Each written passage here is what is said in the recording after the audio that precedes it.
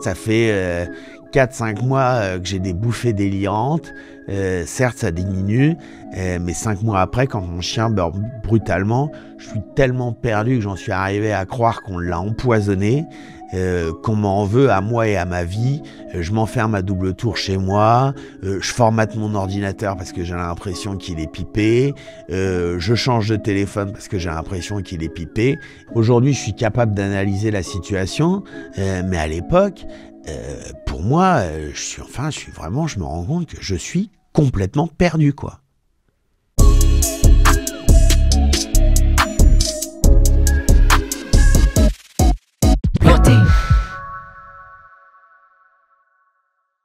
Je m'appelle Billy Chevalreau, j'ai 42 ans et je suis le cofondateur de The French Viking.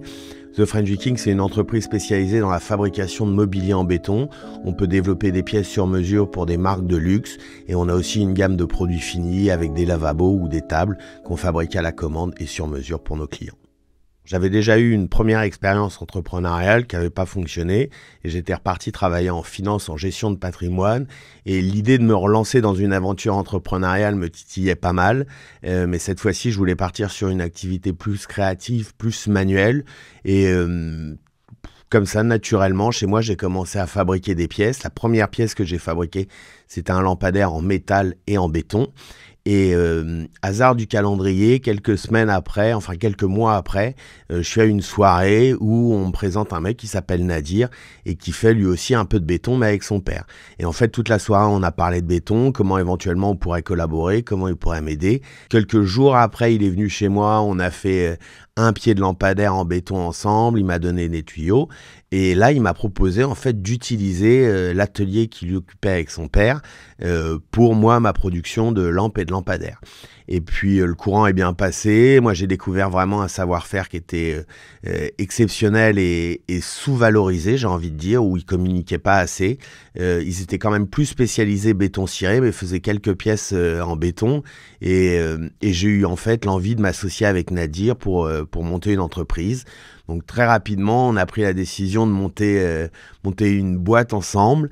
On n'avait pas encore le nom, mais on savait qu'on voulait faire du béton et du métal. Nadir étant spécialisé dans le béton et moi dans le métal. On a mis de côté le métal et on s'est focalisé 100% sur le béton. Donc moi, j'étais un peu responsable de la partie marketing, réseaux sociaux. Donc on a commencé à communiquer comme ça, à se faire connaître. Et en fait, à contrario de ma première expérience où j'ai passé 2 ans à essayer de développer un produit sans jamais réussir à le vendre ou essayer de le vendre, tout de suite, dès le début, je me suis dit, il faut qu'on arrive à communiquer, à vendre un produit, même si c'est des petits montants, mais il faut qu'on arrive à générer du chiffre d'affaires. Donc on a commencé, on a vendu des petits produits. Et puis un jour, à une soirée où j'avais été invité d'architecte, je rencontre une architecte qui est en train de refaire une boutique et qui a besoin de grosses pièces de mobilier en béton. À l'époque, les plus grandes pièces qu'on faisait, c'était des petits vide-poche format A4. Donc clairement, ça dépassait notre niveau d'expertise. Je me suis pas démonté. Je lui ai dit carrément, on peut faire ce projet-là. Et en fait, ça a été très technique. On a fait beaucoup d'essais, d'améliorations, de prototypes. Mais en 3 mois, on a réussi à sortir les pièces. Les pièces, c'était pour une boutique qui s'appelait Milan Lunetier. C'est un opticien de luxe, on va dire, qui est à proximité de Bastille. Et en fait, ça a été pour nous un coup d'accélérateur phénoménal, puisqu'en fait, les lunettes étant de luxe, elles s'adressent à une certaine clientèle, on va dire, qui vont pouvoir avoir soit par leur activité professionnelle ce type de besoins, de produits. Et en fait, l'anecdote, c'est que Milan avait tellement de demandes sur ce mobilier qu'il avait un mail préenregistré qu'il adressait à ses clients. Et en fait, pendant 2 ans, ce projet-là, ça a été notre source d'acquisition client. On n'a vécu que là-dessus.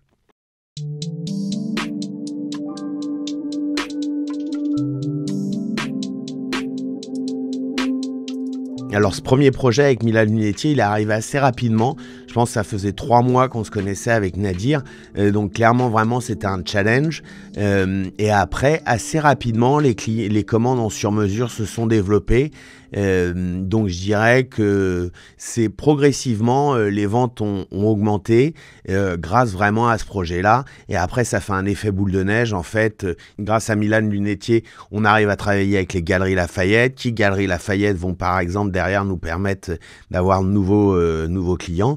Et on avait à cette période-là une activité sur mesure qui était vraiment importante. C'est un peu, j'ai envie de dire, l'euphorie du début, on est super positif, on a les premiers signaux, les clients sont satisfaits, techniquement on progresse. Donc vraiment là, à cette période-là, on a encore une toute petite structure, mais on est deux et on est sur la pente montante. Et à cette période-là, en même temps, on essaie de faire connaître la marque du grand public, de développer sa notoriété. Et j'ai l'idée de me dire qu'en fait, faire des ateliers béton, donc inviter les gens à fabriquer un objet avec nous, ça peut être un super effet marketing parce qu'on arrive à présenter notre savoir-faire, présenter la marque, notre vision. C'est 1 heure et demie d'échange privilégié avec des clients ou même des prospects. Donc je me mets en recherche d'un lieu susceptible de nous accueillir pour organiser un atelier béton. C'était il y a 10 ans, donc c'était vraiment le début des ateliers do it yourself. Je démarche la recyclerie qui venait d'ouvrir, donc un bar dans le nord de Paris, et je leur dis voilà, moi ce que je vous propose c'est je fais un atelier béton gratuit, ça vous fait une animation pour vos clients, et vous en contrepartie vous communiquez sur cet événement pour faire connaître ma marque. Donc on se met d'accord, on arrête une date, ils commencent à communiquer, on propose 20 places, et en fait là on a 250 inscrits. Je me dis, bon, certes, c'est un atelier gratuit, donc ça fait venir du monde, mais il y a quand même une demande pour l'atelier béton. Donc, quelques mois après, ça devait être 6 mois, on trouve une personne qui a un appartement dans le 18e, un loft en rez-de-chaussée, qui ne l'utilise pas. Et on lance les premiers ateliers béton payants à raison de 3-4 fois par mois. Donc il y a 10-12 participants qui viennent fabriquer une jardinière ou fabriquer une lampe. Donc là, ça c'est vraiment le début des ateliers béton. Et ça nous permet de nous faire connaître, de développer la notoriété. Et en parallèle, on a toujours les contrats de sur-mesure qui arrivent grâce à l'impact de Milan Lunetier. Donc on arrive en 2016, 2 ans après la création, où on est toujours que tous les deux avec Nadir, l'activité s'est bien développée, on fait des ateliers, du sur-mesure. En parallèle, on avait développé une petite collection de produits finis, genre vide-poche, qu'on vendait soit en direct ou soit via des revendeurs. Et à cette période-là, on se dit, bon, c'est parti, faut qu'on quitte l'atelier du père de Nadir et qu'on prenne notre propre local. Donc on cherche pas mal et on trouve via l'EPF, qui est l'établissement public foncier, un local qui potentiellement pourrait être acheté par l'EPF, mais c'est pas sûr, qui en fait est squatté depuis des années. Il est détenu par un couple, le mari est décédé, c'était son local d'activité, la dame a du mal à s'en occuper. Donc en fait, on arrive à négocier un tarif ultra compétitif de location. Le loyer, c'était le prix de la taxe foncière. Donc on payait moins de 2 000 € par mois, donc c'était fantastique. Par contre, contrepartie, il y avait tout à refaire. Et pour donner une info importante, à cette période-là, la propriétaire en a tellement marre du local qu'elle est prête à le vendre 500 000 €. Mais nous, à ce moment-là, on n'a pas du tout les moyens de l'acheter, donc on se dit, bon, c'est pas grave, on l'achètera plus tard. Sauf que pour la petite histoire, entre-temps, Aubervilliers a récupéré le métro, ça s'est développé, il y a plein de promoteurs qui ont appelé la propriétaire pour lui dire en fait votre local là où il y a 2 artisans, ce qu'on vous propose c'est on rase tout et on met un immeuble de 4 étages d'appartement. Donc forcément la propriétaire elle a c'est un peu envolé sur les espérances de ce local. Et 5 ans plus tard, on fera une proposition d'achat d'1,8 million à laquelle elle ne répondra même pas. Ah ouais, en fait, le local était loué, refait à neuf, nickel. Donc voilà, ça c'est la petite anecdote. Donc on arrive dans ce local, on refait tout, on commence à augmenter la cadence sur les ateliers béton, donc les gens viennent participer à un atelier chez nous. On arrive à décrocher une grosse commande pour les Galeries Lafayette. Vraiment une belle commande où on avait toute une collection de pots de fleurs, d'éléments de décoration, de vases à fabriquer. Projet sur lequel on a eu beaucoup de difficultés techniques, mais on y est arrivé quand même après coup. Donc là, voilà, tout se développe super bien, on est super confiant, on progresse tous les mois. Et là, à ce moment-là, on commence à réfléchir à l'idée de se dire on pourrait peut-être lever des fonds un petit peu pour accélérer le développement et recruter quelques personnes. Donc ça, c'est vraiment le moment de bascule où on commence à recruter des stagiaires. ce qu'on n'avait jamais fait auparavant, parce qu'on a un local qui est plus adapté. Donc on recrute un designer en stage qui nous aide à fabriquer des produits qui sont plus élégants, plus design. Donc là, c'est vraiment encore un autre moment de bascule où on sent que ça progresse. Et puis à ce moment-là, une personne qui nous accompagnait un peu et nous donnait des conseils, qui deviendra par la suite l'un de nos investisseurs, nous conseille d'aller nous inscrire au MOVJ, qui est une association pour les entrepreneurs et pour accompagner les entrepreneurs.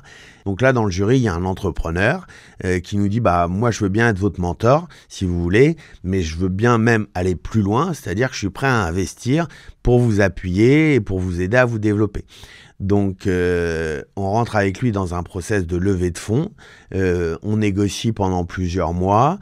On s'arrête sur une valorisation, un ticket qu'il est prêt à mettre.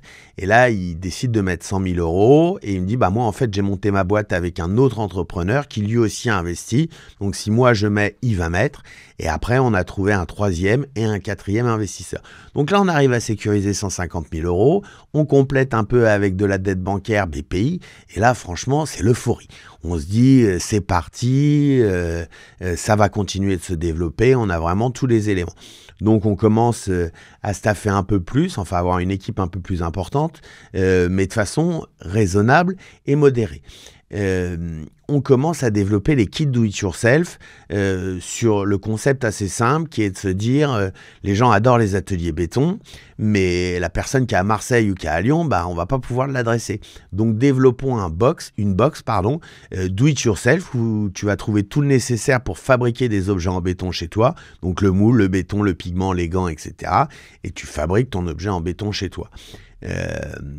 L'histoire nous apprendra qu'en fait, c'est deux produits qui sont totalement opposés. C'est pas du tout la même expérience qu'on vend, mais à cette période-là, on se dit c'est la même clientèle, c'est le même produit. Donc, on développe les kits et les kits commencent à plutôt bien se développer. On a une forte saisonnalité, c'est surtout un produit de fin d'année. Et on continue les projets sur mesure, on rentre des clients très prestigieux, genre un jour on passe sur TF1, il y a un reportage et il y a une nana qui nous appelle, qui dit « Bonjour, je viens de vous découvrir ». En fait, je travaille pour le groupe Mage en freelance et c'est moi qui aide sur la sélection du mobilier. J'aurais besoin d'une table et des poufs en béton. Et en fait, ce premier contrat est devenu une série de contrats et je pense qu'on a équipé un tiers, voire la moitié de toutes les boutiques Mage dans le monde. Donc, on en envoyait partout. On avait des commandes, 1 ou 2 par mois. Donc là, c'est vraiment l'euphorie. Les kits, ça fonctionne. On rentre des clients comme Dior, comme Hermès. Donc vraiment, tout va bien. On a à cette période-là une super directrice artistique qui nous fait vraiment un beau boulot pour valoriser la marque, pour créer du contenu qui est en ligne avec notre positionnement un peu premium, on va dire. Alors à cette même période, en plus les planètes s'alignent, tout va bien et je fais un événement entrepreneur chez BNP Paribas qui est notre banque, qui d'ailleurs aparté a vraiment été un super partenaire jusqu'au bout, même les derniers mois où on avait le couteau sous la gorge, ils nous ont accompagnés et soutenus. Donc pour ça, je sais qu'on critique souvent les banques, mais là nous vraiment on a eu un super partenaire. Bref, refermons la parenthèse. Je rencontre une collaboratrice, je lui parle du projet de French Viking, de ce qu'on a envie de développer, du fait qu'on recrute des gens qui sont principalement issus de Seine-Saint-Denis, qu'on peut les former, ça peut être des personnes qui sont éloignées du milieu de l'emploi. Donc ça, c'est une vision qui fait écho chez cette collaboratrice de BNP. Elle vient visiter avec d'autres collaborateurs, elle devient notre conseillère bancaire.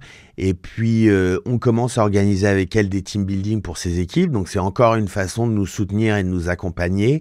Et là, commence à germer dans notre esprit l'idée de faire un incubateur d'artisans parce qu'à cette période-là, non, pas à cette période-là, mais un peu auparavant, quand on n'était que 2 dans l'atelier avec Nadir et qu'on avait plein de places, on s'est dit, on va mettre cette place à disposition d'autres créateurs et d'autres artisans.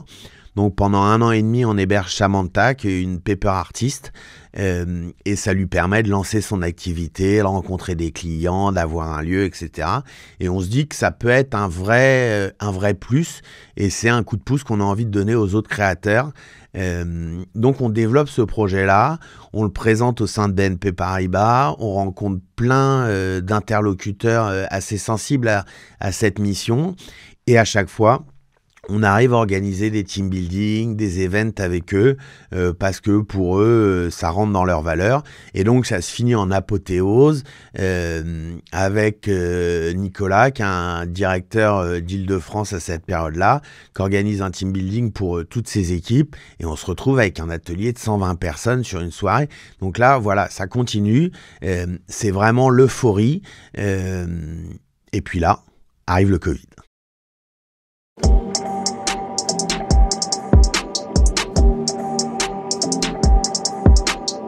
Et là, le Covid arrive, et comme tout le monde, on est déboussolé, on ne sait pas quoi faire. On a un carnet de commandes en sur-mesure qui est rempli pour des mois. On se dit de toute façon, les boutiques vont fermer, donc ils n'en auront pas forcément besoin tout de suite. Ça va être décalé. Qu'est-ce qu'on fait? Est-ce qu'on garde la société ouverte ou pas? Et donc, comme tout le monde, en fait, au début, on ferme. Donc tout le monde rentre chez soi et nous on y va juste avec Nadir pour préparer les quelques commandes qu'on a à préparer. Et en fait, rapidement, la vente de kits, ça explose. Et là, en fait, on s'y attend pas du tout, donc on fait revenir tout le monde, on commence à préparer des kits pleines patates et on est obligé de recruter du monde en freelance, etc. On sait plus où donner de la tête. Quelques semaines après, Camille Lelouch, l'humoriste, achète nos kits. Mais même pas, elle nous contacte pour nous demander ou quoi que ce soit, elle les achète comme tout le monde, et elle commence à faire des kits chez elle. Et en fait, elle kiffe de ouf. Donc elle fait plein de kits, elle fait plein d'objets, donc on la contacte, on lui dit on va vous envoyer des moules, du béton gratuitement, elle en fait avec ses amis, et à un moment apothéose, un samedi soir, elle rentre de soirée, genre il est 1h ou 2h du mat, je me souviens plus, et là pendant 10 minutes, elle fait l'article sur les kits. Elle démoule tous les objets qu'elle avait fait avant, elle montre à sa communauté, mais je sais pas, de mémoire, il y avait peut-être une dizaine de stories, donc un coup de projecteur phénoménal. Elle a 2 millions de followers. Le lendemain, on se réveille. Et là, c'est l'explosion de vente de kits. En une journée, on fait plus de chiffre d'affaires que le mois de novembre d'avant. Donc, juste pour vous donner une idée. C'était la folie. Et on vit encore sur ce coup de projecteur pendant quelques semaines. Il y a le confinement, on vend des kits. Fin de confinement, arrive l'été, tout va bien. Et rebelote, reconfinement au moment de Noël. Et là encore, boum, explosion. Ça continue. On vend des palettes entières de kits. On n'arrête pas.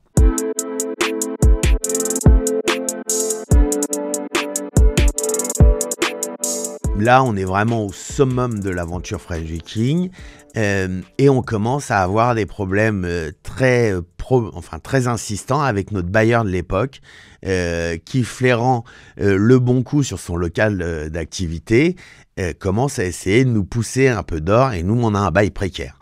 Donc, on essaie de négocier une requalification, ça marche pas, elle nous met la pression et à ce moment-là, on se dit, faut qu'on déménage. Donc, sachant que le local d'Aubervilliers était quand même pas super adapté, bien isolé et tout ça. Et je me dis, voilà, le Covid a permis de faire découvrir les kits. Donc là, ça va continuer de se vendre de la même manière, voire un peu plus. On fait des ateliers à l'époque, on a le sur-mesure, tout fonctionne très bien. Donc, on décide de prendre un local à la Courneuve, donc pas très loin d'Aubervilliers, en se disant pour les équipes, c'est cool, ça va pas leur faire beaucoup de changements, sauf que ce local, lui, il est au prix du marché. Donc là, c'est plus du tout le même loyer, et on fait x5 sur notre loyer. Alors clairement, avec le recul, ça c'était la plus grosse erreur que j'ai faite sur French Viking, d'être ultra confiant sur la suite et de me dire que la croissance allait continuer. Mais voilà, on s'engage dans ce bail-là. Et la première épine, notre designer qui est là depuis des années, qui était devenu vraiment un ami à Nadir et moi, décide de quitter l'aventure un peu brutalement. Et là, il nous attaque en plus de ça au prud'homme.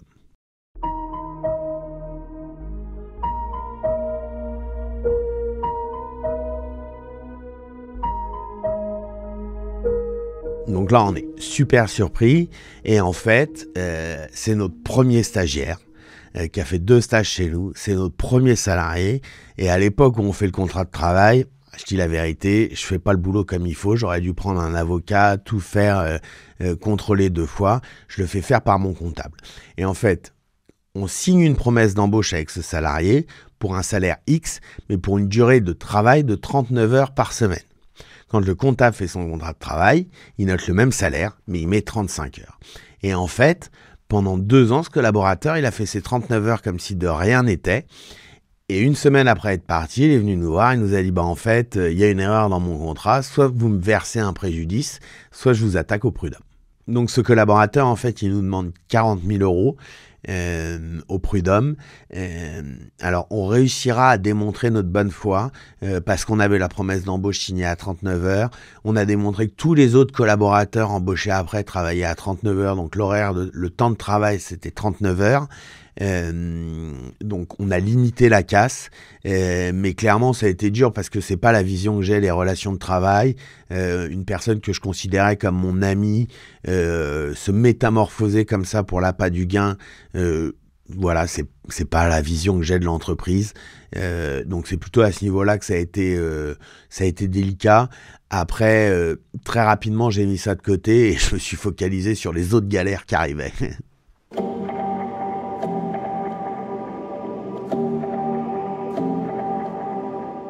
En mai 2021, on arrive à la Courneuve. À cette période-là, en fait, je sors d'un gros Noël, le Noël Covid. On a bien charbonné. On n'a pas pris trop de vacances. Ça commence à faire plusieurs années que je bosse dur sur French Viking. Et je commence à être un peu amoché, on va dire. La pression augmente, le stress augmente, on veut faire grossir l'équipe. Donc là, on se dit, on a fait un super Noël, certes avec le Covid, mais en fait, ça a permis d'installer la marque, de nous faire connaître. Donc Noël prochain, ça va continuer sur la même dynamique. Et on anticipe vraiment en achetant tout le stock pour faire un super Noël donc en décembre 2021 et avoir du stock pour tout le reste de l'année. En parallèle, l'arrivée à la Courneuve, ça s'est révélé plus difficile que ce qu'on imaginait. Bien que la Courneuve soit à quelques minutes d'Aubervilliers, en termes de temps de transport, c'est pas la même chose pour les collaborateurs. Et là, si ma mémoire est bonne, c'est le moment où on perd notre directrice artistique qui était là depuis plusieurs années, qui vraiment a été une pierre angulaire de l'entreprise et nous a aidé vraiment à installer la marque. On avait un Instagram qui était magnifique. Donc voilà, ça c'est encore un coup dur. Et en parallèle de ça, toutes les boutiques sont un peu fragilisées ou beaucoup fragilisées par le Covid. Donc la vente de sur-mesure s'effondre. Point supplémentaire, ça fait 2 ans qu'on communique à fond sur les kits, sur le do-it-yourself, faites du béton à la maison. Et à ce moment-là, on se rend compte, ça je le découvre après coup en fait, mais à ce moment-là, en fait, on change de positionnement. On passe d'une entreprise d'artisanat premium, je veux dire, où on travaille avec Mage, Dior, Hermès, à une entreprise de loisirs créatifs où on vend nos kits chez Cultura. Donc, pas de remarque là-dessus, mais en fait, pour le consommateur, pour nos clients, ça évolue et on a par conséquent encore moins de demandes de projets sur mesure en entrant. On serre les dents un peu pendant quelques semaines et on se dit on va se refaire au moment de Noël avec les kits. Donc on commence à recruter du monde, on prépare les kits pour anticiper ce Noël-là, ce qu'on n'avait jamais réussi à faire avant. Donc là on est confiant, on se dit tout va bien se passer. Et on commence à faire des tests et bizarrement, on se rend compte qu'en fait, le béton, c'est plus du tout la même histoire. Ça marche plus avec nos kits. Et en fait, notre fournisseur de béton avec qui on travaille depuis des années, je crois que c'est 6 ans à cette période-là, avec qui on n'a jamais eu de soucis, en fait, se fait racheter par une boîte. Et une des filiales ne fait pas partie du rachat. Et en fait, cette filiale-là, elle fournit un produit pour notre formulation de béton. Donc, ils sont obligés de changer ce produit-là. Et en fait, nos kits ne marchent plus. Donc là, c'est la douche froide. Toutes les personnes qui ont acheté des kits avant cette date-là, on est obligé de les rembourser. On fait pas du tout de Noël. C'est catastrophique. On arrête la vente de kits. Et en parallèle de ça, depuis quelques années, on a développé une collection de vasques en béton pour essayer d'un peu faire évoluer notre positionnement et revenir dans une entreprise d'artisanat, premium, savoir-faire, fabrication à la main, qui se développe de plus en plus. Sauf que le changement de formulation de béton, ça met aussi en péril la fabrication de vasques. Et là, on a un taux de rebut qui explose. Et là, vraiment, ça commence à devenir la grosse catastrophe.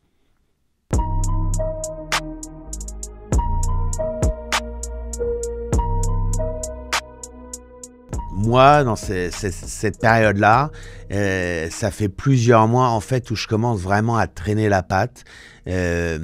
En fait, en quelques années, mon métier il a changé, qui était celui de fabriquer des pièces d'exception pour des marques, développer des produits, des créations. En fait, on devient quasiment vraiment une boîte de e-commerce où on doit gérer les campagnes d'acquisition. On doit gérer des coûts d'acquisition, des calendriers éditoriaux, enfin des newsletters. Et c'est pas un truc dans lequel je suis bon et c'est pas un truc qui me fait rêver plus que ça. Mais je fais le boulot, j'insiste, je force. Et en fait, au moment où on a les problèmes de béton, là, trop de pression, ça disjoncte et je fais mon premier burn-out. Donc maintenant j'ai appris à me connaître, j'arrive à déceler les signes avant-coureurs, mais à cette période-là c'est la première fois et je me rends pas compte que c'est en train de partir en sucette totale. J'arrive plus à dormir, je dors 1 heure et demie par nuit et après je me relève, je réfléchis à des nouvelles idées, à des nouvelles choses, je pars dans tous les sens. Et pour l'anecdote, j'avais une très bonne copine à cette période-là qui vient d'accoucher, donc il se réveille toutes les 4 heures pour allaiter sa fille, et en fait à chaque fois qu'elle était en ligne, on se parlait au milieu de la nuit, elle me disait Billy, il faut que tu dormes, il faut que tu te reposes, ça va plus. Donc ça dure 1 semaine, et vraiment là je suis l'ombre de moi-même. Et en fait, un jour, je sors de l'atelier et je vois toute cette quantité de rebut de béton à cause du béton, tous ces produits qu'on a achetés pour les kits qui, d'une certaine manière, sont des produits à usage unique. Et je me dis, en fait, là, Billy, ça va plus du tout, tu vrilles, tu produis trop de déchets. Et en fait, j'ai l'idée de sortir une nouvelle gamme de produits qui seraient des tables où on n'est pas en matériaux béton, mais on est en matériaux recyclés. Il y a une partie, c'est des rebuts propres, ça peut être du béton, ça peut être des matériaux non recyclables qu'on vient mélanger avec une colle et on fait une collection de tables. Pourquoi je pense aux tables? Parce que les lavabos marchent bien et je me dis que les tables, c'est un produit encore plus mass market qu'un lavabo. Et là, vraiment, je pars mais en sucette totale. Et ça se finit, après avoir harcelé mes investisseurs pendant des jours, ça se finit avec un échange avec l'un d'entre eux, qui clairement sera notre rupture, en fait. Je pense qu'à ce moment-là, il se dit, le mec, il est au bout du rouleau, il a vrillé. Ou à 8h du match, j'essaie de lui vendre le concept, lui dire, on arrête les kits là dans quelques jours, on sort ça dans quelques semaines. Et là, je me rends compte que je pars très très loin. Donc c'est le moment où je me dis ça va plus, je vais voir un médecin qui me prescrit un traitement pour dormir. Je prends quelques jours de repos et je me repose et voilà. Mais ça, c'est le premier moment vraiment très difficile. Donc là, on arrive en janvier 2022, je sors du burn-out, je suis vraiment lessivé. j'ai épuisé mon équipe avec ce changement brutal de stratégie, de sortir une collection de tables. J'essaie de faire bonne figure, donc personne ne se rend trop compte à part Nadir. Et là, en fait, Quentin, notre responsable e-commerce, part. Donc en fait, il réussit à choper un job qui est mieux payé parce qu'à ce moment-là, j'ai pas les moyens d'augmenter mes collaborateurs. Donc il part et là c'est encore un coup dur parce que Quentin il s'occupe de l'agence d'acquisition, il gère les campagnes d'acquisition, il surveille les coûts d'acquisition, il briefe éventuellement les freelances quand il y a du contenu à faire et donc ça en fait c'est un boulot que je me retrouve à faire moi où clairement c'est pas mon métier, c'est pas ce que j'aime. Réfléchir à une stratégie marketing, ouais, ok. Surveiller les coûts d'acquisition, machin, etc. C'est pas un truc que j'aime faire où je suis bon. Mais bon, je le fais quand même. En parallèle, on cherche un nouveau fournisseur de béton. Donc on arrive à trouver un petit laboratoire de formulation qui nous fait un super béton. Qui vraiment au début est exceptionnel, se démoule encore plus vite, donc c'est mieux pour nous notre production, mais ça nous impose de refaire tous nos moules. Donc là, rebelote, on mobilise une grosse partie de la trésorerie qui est pas super en forme déjà pour financer tous ces nouveaux moules, et on commence à travailler avec ce nouveau béton. Pendant 6-9 mois, ça repart bien, on est content, on vend des lavabos, mais ça commence à devenir difficile. Et là, en fait, rebelote, le mec optimise sa formulation de béton, change sa formule, et ça génère un souci sur le béton, sauf qu'on s'en rend pas compte immédiatement. En fait, c'est les retours clients qui nous alertent. Et aussi, à cette période-là, on décroche un gros contrat pour une entreprise qui vend de la nourriture pour chiens. Et en fait, on a tellement de galères de béton qu'on n'arrive pas à produire la commande alors qu'on l'a déjà encaissée et qu'on est incapable de la rembourser. Donc... la rebelote, moi je descends d'étage en étage, en fait tous les mois qui passent, vraiment je sens que ma condition se dégrade fortement.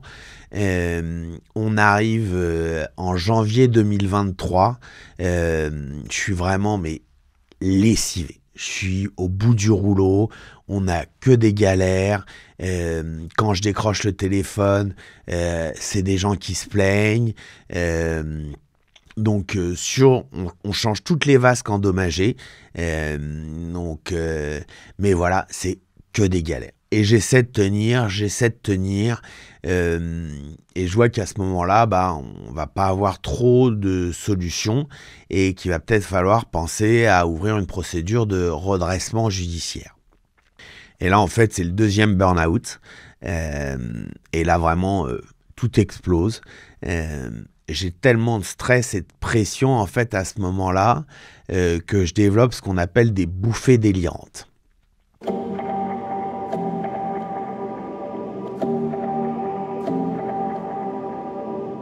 Et en fait, les bouffées délirantes, donc là maintenant j'en suis sorti, mais à l'époque c'est littéralement j'ai l'impression de devenir fou.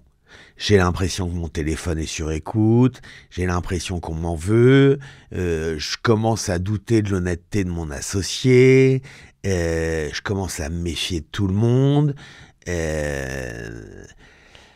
je perds mon grand-père super brutalement, et je perds aussi mon chien, donc vraiment là je suis lessivé. Donc ma mère m'emmène aux urgences psychiatriques un jour parce que je fais une crise comme ça et qu'elle comprend pas. Et là le médecin que je vois, il dit écoutez là monsieur c'est plus possible, faut vous arrêter à minima 3 semaines et partir dans un centre pour vous reposer parce que là vous allez jamais y arriver. Et en fait, moi, à ce moment-là, je veux déposer mon dossier de redressement judiciaire parce que je suis en cessation de paiement et que si je le dépose hors délai, j'ai peur de la faute de gestion. Voilà, donc je dis non, je suis désolé, je peux pas partir en centre, faut que je continue, j'ai des obligations avec la boîte. Donc tout le monde insiste pour me faire changer d'avis. Je campe sur mes positions et on négocie que en fait je vais suivre une psychothérapie dans un CMP, qui est un centre médico-psychiatrique, avec un suivi avec des infirmiers, des psychiatres, etc., à raison de tous les 2-3 jours, quoi. Parce que vraiment, je suis dans un état où, avec les bouffées délirantes, c'est la catastrophe. Donc, on ouvre la procédure de redressement judiciaire. On trouve une super avocate, Maria Carla. On est super bien accompagné par les mandataires. Et à ce moment-là, moi, j'essaie de reprendre un peu de force, mais ça reste encore un peu difficile. Et le redressement judiciaire, en fait, ça stoppe tout. C'est-à-dire qu'il n'y a plus de relance de fournisseurs qu'on n'a pas payés. Enfin voilà, tout s'arrête. Et en fait, ça me donne une bouffée d'oxygène à ce moment-là. Et je me dis, bah allez, on remet une pièce dans la machine, c'est reparti. Donc là, je fais un long post sur LinkedIn. On est vers mai 2023 à peu près, où j'explique la situation. Je dis, bah voilà, on a des galères, on essaie de se battre. On a été très amoché en fait par la sortie de Covid, par un local qui au final est beaucoup trop cher pour notre structure, et par des problèmes de béton qu'on arrive à mettre derrière nous maintenant. On veut déménager, on veut relancer l'aventure, et en fait là on arrive à rentrer pas mal de contrats en B2B.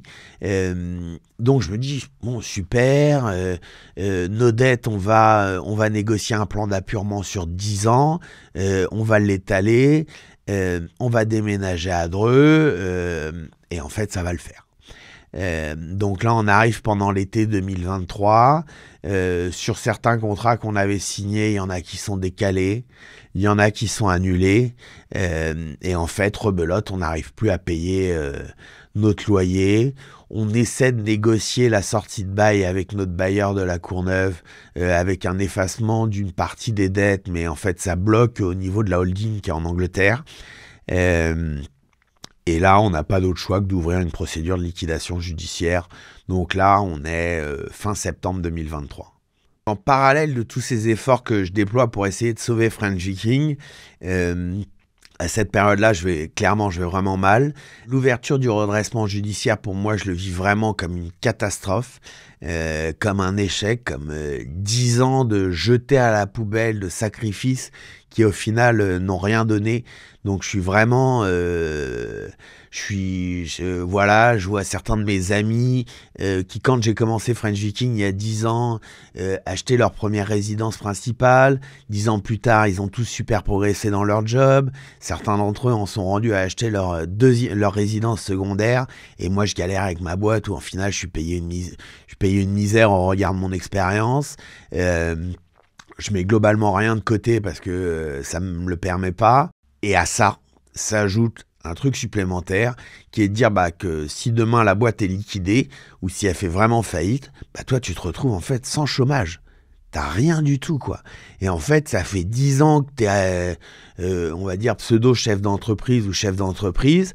Donc, tu fais tout et rien. T'as développé aucune spécialisation. Et là, je me dis, je peux pas me permettre de me retrouver sans revenu. C'est pas possible. Donc, en parallèle de ça, je me dis, au cas où, je vais quand même essayer de chercher un job, voir si j'arrive à trouver une porte de sortie. Et là, en fait, c'est la douche froide. C'est soit tu prends un poste de junior parce que t'as aucune spécialisation, tu vas pas être super bien payé. Enfin bref, là c'est vraiment pas la fête. Et je suis très très inquiet de me dire, en fait, quand ça va s'arrêter, je vais me retrouver sans rien. Donc là, je démène une énergie vraiment importante pour chercher des entreprises qui potentiellement pourraient être intéressées pour reprendre French Viking si on va en liquidation et nous garder comme salariés. Donc là, je rencontre pas mal d'entreprises et la réalité, c'est que t'es pas sexy quand t'arrives. T'es au bord du dépôt de bilan, ça fait 10 ans que tu trimes comme un fou, t'es lessivé, la plupart des mecs, c'est une offre, c'est au rabais, quoi. C'est la peste ou le choléra, et vraiment, tu sens que tu fais pas rêver. Voilà. Donc, toutes les personnes et toutes les entreprises qu'on démarche nous-mêmes, en fait, c'est des gens qui sont entrepreneurs, qui ont réussi et j'ai envie de dire qu'on n'a pas forcément une super vision de la situation dans laquelle on est. Donc là, il n'y a rien qui se débloque de ce côté-là. Et en fait, quand on a ouvert la période de redressement judiciaire, il y a eu des annonces légales pour trouver des repreneurs potentiels. Il y a 3 entreprises qui se présentent. Et en fait, juste avant la liquidation, on réactive ces entreprises. Et là, je mets toute mon énergie pour essayer de les convaincre de racheter French Viking. Donc sur les 3, il y en a une qui est dans la baie de Somme. Donc clairement, avec Nadir, on n'a pas envie de déménager là-bas.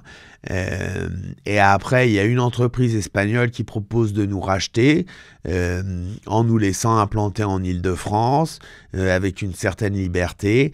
Et il y a un 3e candidat qui est Jérémy, qui est un entrepreneur spécialisé dans la reprise d'entreprise à la barre, qui a déjà repris une entreprise et qui est aussi intéressé par l'entreprise, notre savoir-faire, notre expertise.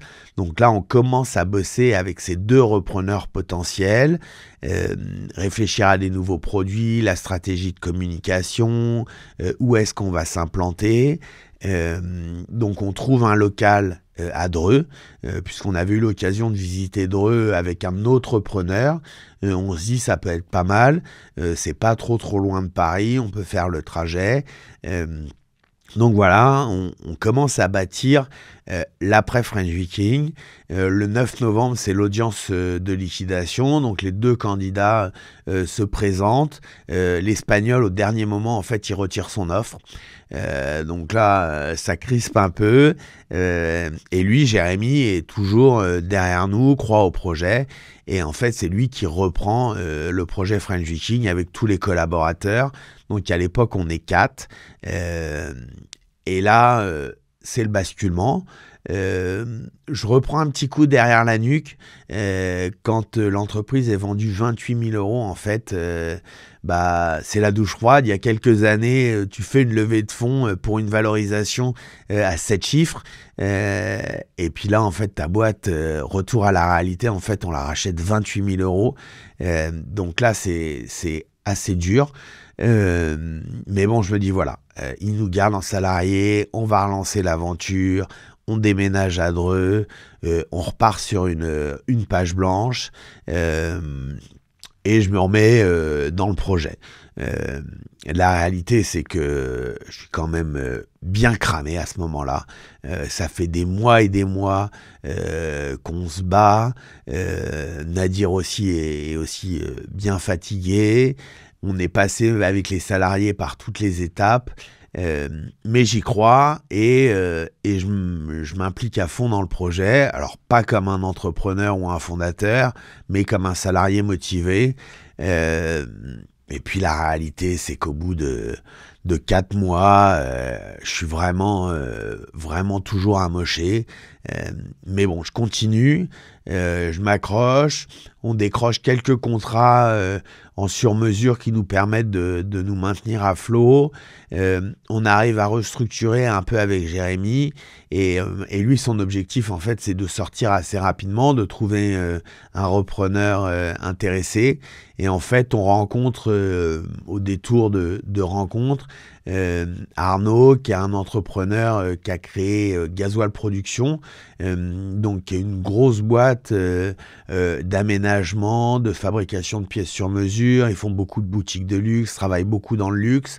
Ce qui est marrant, c'est que lui, il est aussi passé par une phase de redressement judiciaire, mais il en est sorti.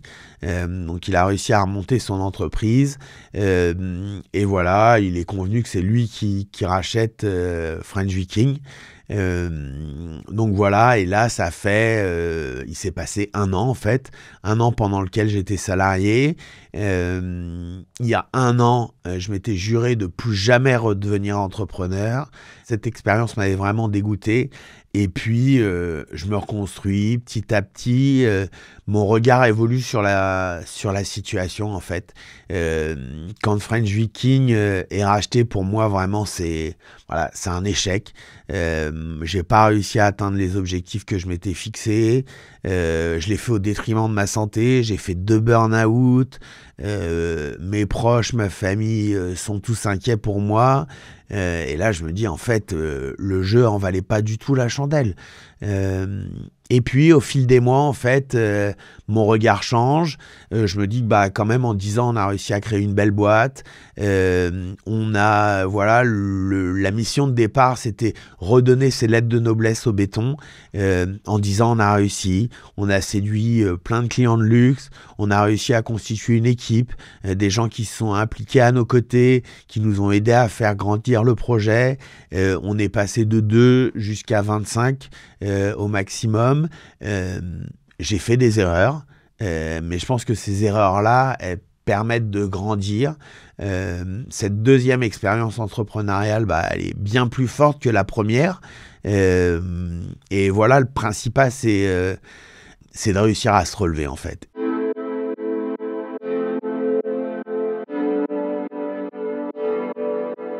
Et en fait, cette année où j'avais moins de pression, où j'étais... moi, je m'occupais plus du juridique, des finances, des choses comme ça. Donc, ça m'a permis de souffler, ça m'a permis de me reconstruire.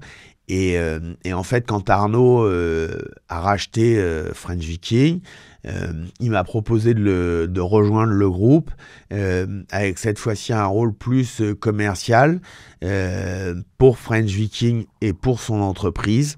Et l'envie d'entreprendre est revenue. Donc j'ai décliné sa proposition avec l'idée de me lancer sur une nouvelle activité. Donc l'idée, c'est toujours de rester dans le domaine du béton. En fait, à une époque, on faisait des ateliers grand public et team building. C'est une activité qui fonctionnait super bien. C'est vraiment une expérience qu'on offre aux personnes qui participent. On avait 2 gros soucis. Le premier, c'est qu'on était mal localisé. Le deuxième, c'est que notre béton, il mettait 24 heures à sécher. Donc, ça imposait que les gens devaient revenir. C'était problématique. Et il y a même une troisième chose, c'est qu'on faisait ça en plus de notre travail pour French Viking. Et l'idée aujourd'hui, en fait, c'est de me focaliser sur la transmission de mon savoir-faire, d'organiser des ateliers do-it-yourself, que ce soit grand public ou en entreprise. Et voilà, à terme, l'idée, c'est de prendre une petite boutique. Et aujourd'hui, les ateliers qu'organisent des ateliers do-it-yourself dans Paris, il y a vraiment une forte demande, un fort intérêt. Aujourd'hui, le consommateur, j'ai envie de dire, est à la recherche d'une expérience plus que d'un produit. Et pour ça, avec French Viking, on arrivait à faire vivre une expérience. Donc l'idée aujourd'hui, c'est de repartir sur une plus petite structure, tout seul. J'ai plus envie de viser une croissance démesurée. J'ai envie que cette nouvelle aventure entrepreneuriale, elle soit équilibrée, que ce soit pas que le travail, mais que j'arrive aussi à penser à moi, à ma santé mentale, mon équilibre vie pro, vie perso, et j'ai essayé d'enlever toutes les choses que j'aime moins, que ce soit la logistique, que ce soit la gestion des envois. Ça, j'ai pas ça à gérer avec cette nouvelle activité. Et en parallèle, comme j'ai toujours French Viking quand même dans mes veines, que je sais plutôt bien vendre le béton en sur-mesure, j'ai réussi à négocier un contrat en freelance avec French Viking, où en fait je vais toujours avoir le même rôle d'apporteur d'affaires et d'accompagnateur pour nos clients en sur-mesure, mais sauf que je serai plus salarié. Donc en fait je quitte French Viking sans vraiment quitter French Viking, et j'arrive à mixer les deux, en fait un projet entrepreneurial et garder un pied dans French Viking.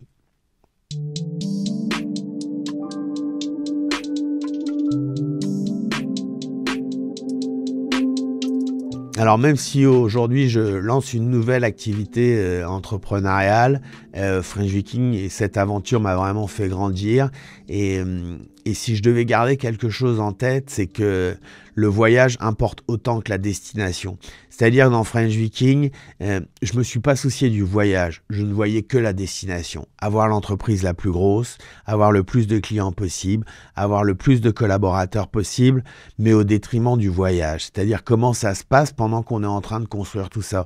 Et en fait, pendant 10 ans, je me suis oublié, je me suis épuisé, je me suis négligé.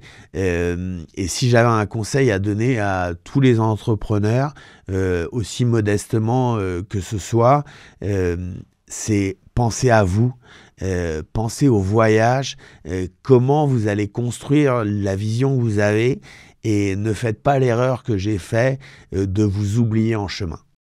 On n'est jamais pleinement préparé à planter sa boîte. Alors informer, accompagner les dirigeants, les indépendants, c'est notre mission avec Planté, et c'est aussi la mission de notre partenaire, l'association GSC, l'assurance perte d'emploi des dirigeants d'entreprise. Merci donc à la GSC de nous donner les moyens de faire entendre ces témoignages en héritage à la nouvelle génération d'entrepreneurs. Au fil des épisodes, vous aurez au moins une certitude: quand on plante, on repousse. Planté.